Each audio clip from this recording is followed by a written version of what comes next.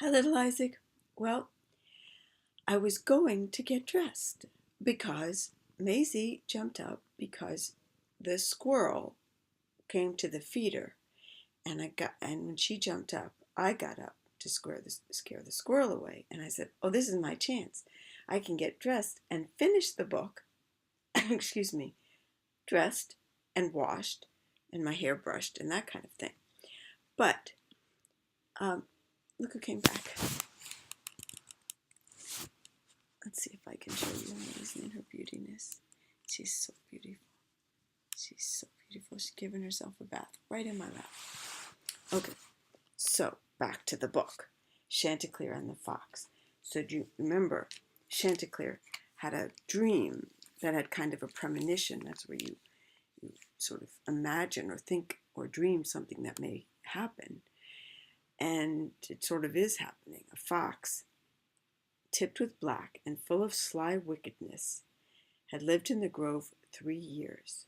That same night he burst through the hedges into the yard where fair Chanticleer and his wives were in the habit of going, and this fox lay quietly in a bed of herbs until almost noon of that day. Partlet, with her sisters nearby, lay merrily bathing in the sand, with her back to the sun, and the lordly Chanticleer sang more joyfully than the mermaid in the sea. Now it happened that, as he cast his eye upon a butterfly among the herbs, Chanticleer became aware of the fox lying low. He had no desire to crow then, but at once cried, "Caw, caw," and started up like a man frightened in his heart. And he has good reason to be frightened, because a fox can kill chickens very quickly. In fact, of the two that I had that died in the last couple of weeks, a fox killed one of them. That's what we think. But I have a good strong fence, and you can't get them. And I make sure of that. Very careful. It won't happen again. And he would have fled at once if the fox had not said, "My dear sir, alas, where are you going?" So Chanticleer was going to flee.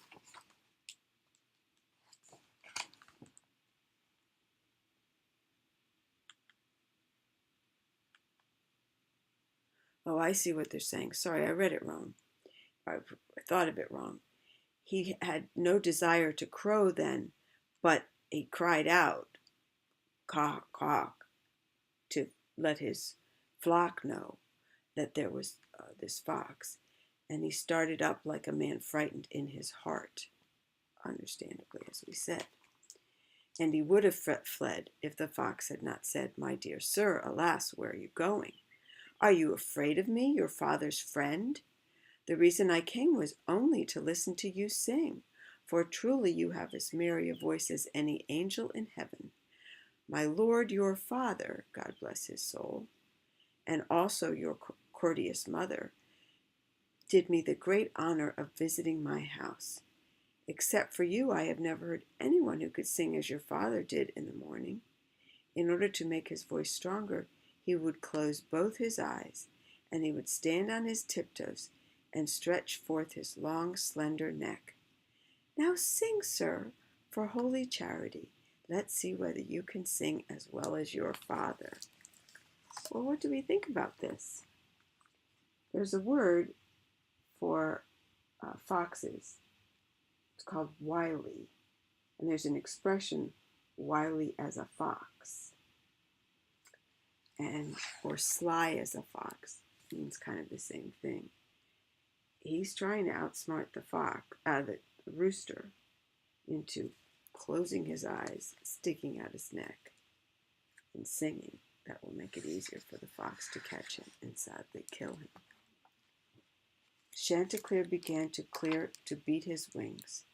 He stood high on his toes and stretched his neck, closed his eyes, and crowed loudly. At once the fox jumped up, grabbed Chanticleer by the throat, and carried him toward the woods. Alas, that Chanticleer flew down from the rafters, Alas, that his wife took no heed of dreams, and all this trouble came on a Friday. They have a different way of telling stories long ago, but it's still quite fun to read.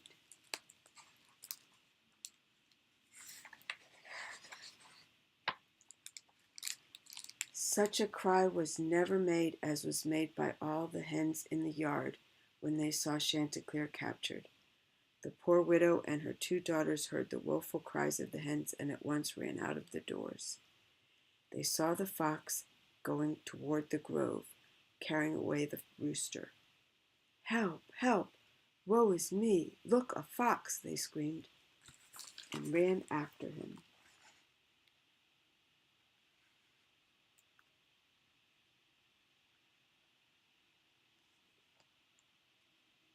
Did you get this side too?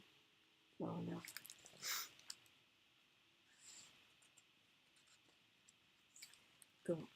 The widow is spinning linen. That's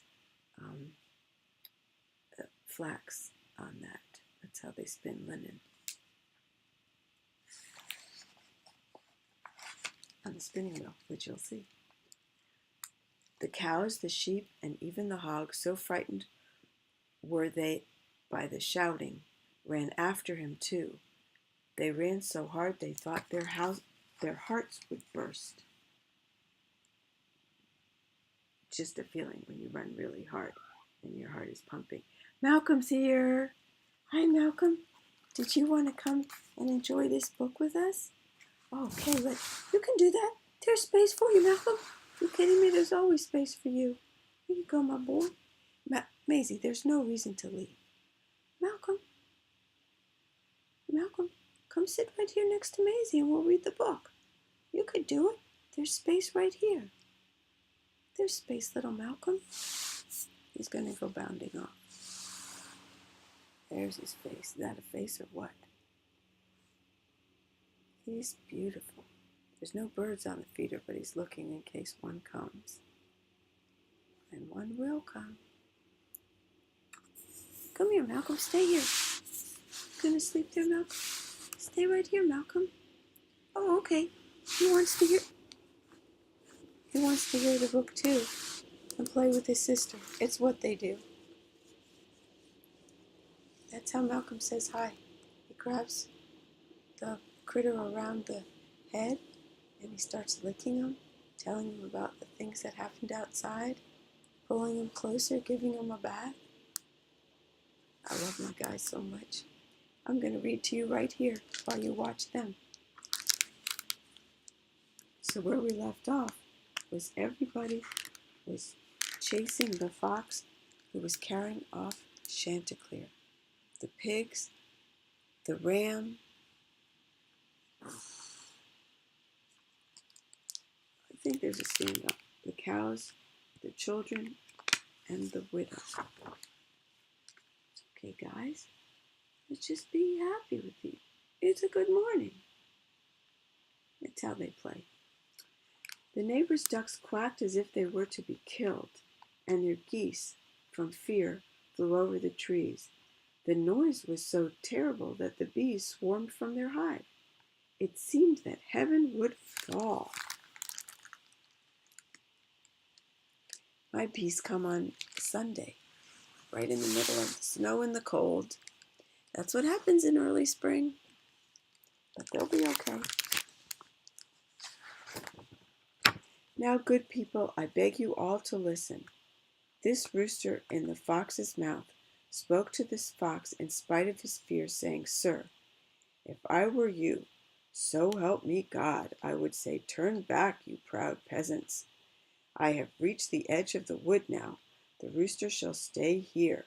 In spite of you, I will eat him in faith and not be long about it."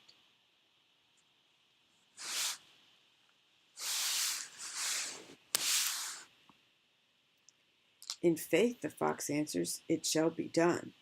As soon as he spoke the words, the rooster nimbly broke away from his mouth and flew at once high into the tree. So you see, the rooster, I'm not sure if you can see because it got dark. The rooster Hard to get all the critters and the book. Malcolm, come sit with us.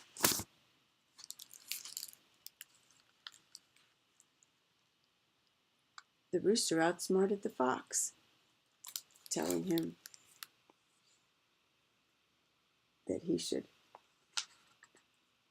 open his mouth to tell them, turn back, you proud peasants and all the animals.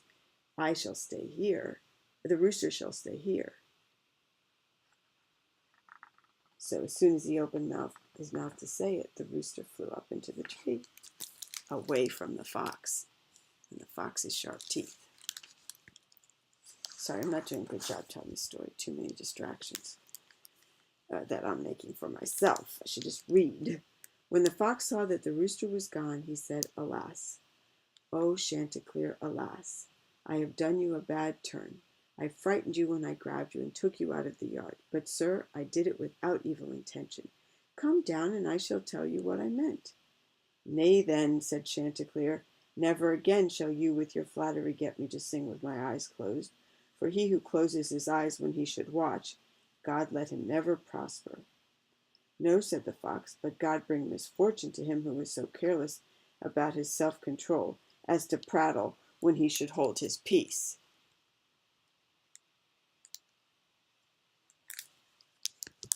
Someone tore the pages, so I have to carefully.